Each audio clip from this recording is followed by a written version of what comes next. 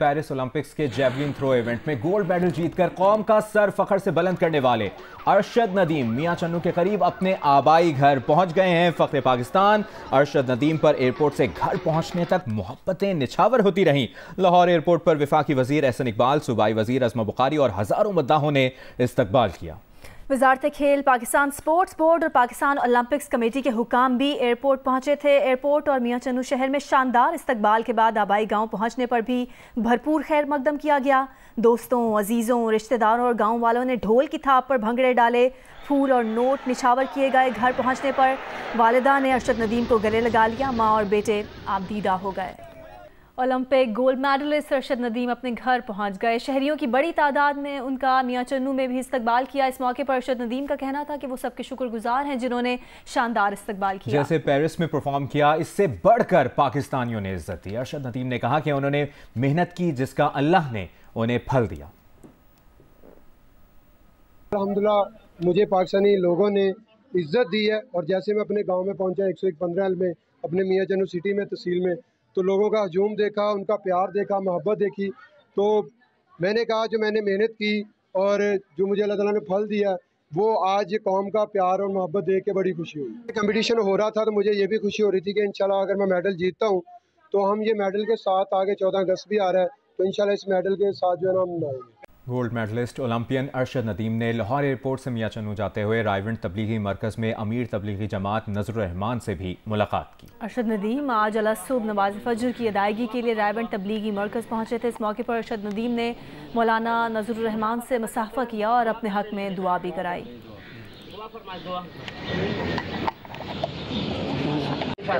मुसाफा करना चाहते हैं और दुआ कर देंगे, दुआ कर देंगे, दुआ फरमाए, दुआ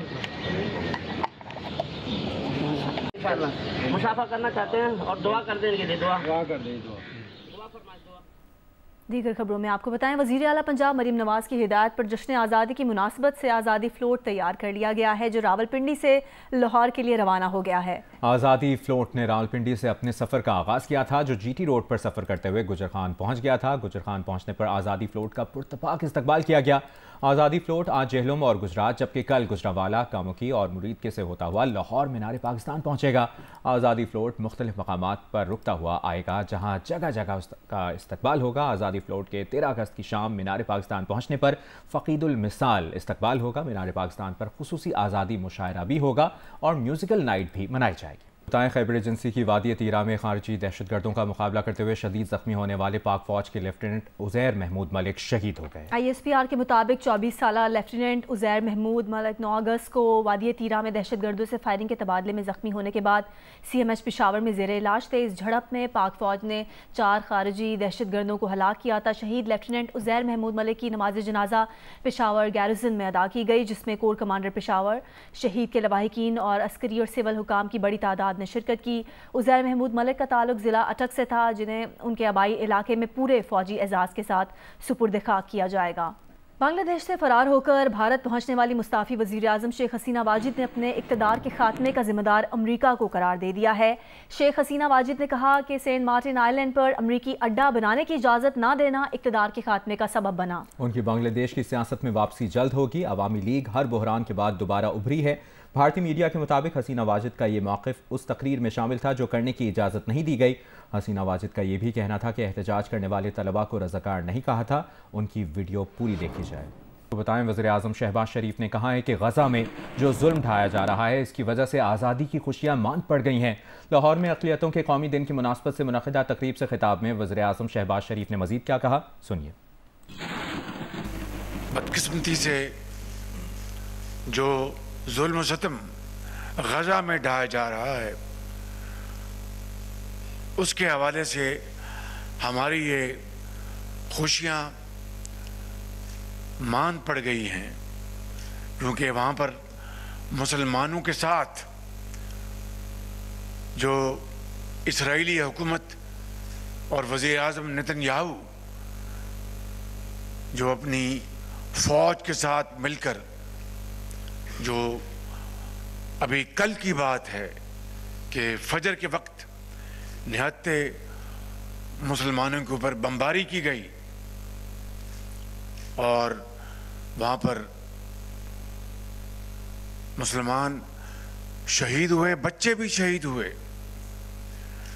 और दिन रात ये आग उन पर बरस रही है और दुनिया खामोश है। इदारे, जो आलमी इदारे इसी वक्त के लिए दिहाइयों पहले मार्ज़ वजूद में लाए गए थे कि दुनिया में अमन कायम करें, वो करारदादें पास करते हैं, उसकी रद्दी बराबर भी उसकी वक़्त नहीं। साबिक वज़ीर आज़म शाहिद खाकान अब्बासी ने कहा है कि आज अवाम को IPPs के ट्रक की बत्ती के पीछे लगाया हुआ है। असल मसला IPPs नहीं, हमारी मईशत की नाकामी है।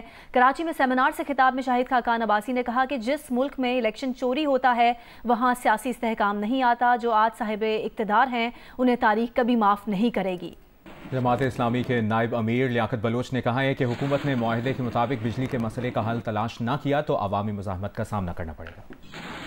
हम पूरी कौम को यकीन दिलाना चाहते हैं कि हमने जिस धरने का अवामी मुतालबात पे आगाज़ किया है, इस पर अमल दरामद के लिए भी हम कोशां होंगे, हम जिद्दोजहद करेंगे और ये जिद्दोजहद तेज़ तर होती चली जाएगी और पाकिस्तान के आवाम को उनके हकूक़ दिलाने में कामयाब होंगे। धरने का पहला मरला कामयाब रहा है। धरने का पहला मरला पाकिस्तान की सियासी तारीख़ में शानदार रहा है और हुक्मरान इसका हल तलाश करेंगे। हल नहीं तलाश करेंगे तो फिर उन्हें आइनी, जमहूरी, सियासी, अवामी मुज़ाहमत और उसकी मुज़ाहमत का सामना करना पड़ेगा।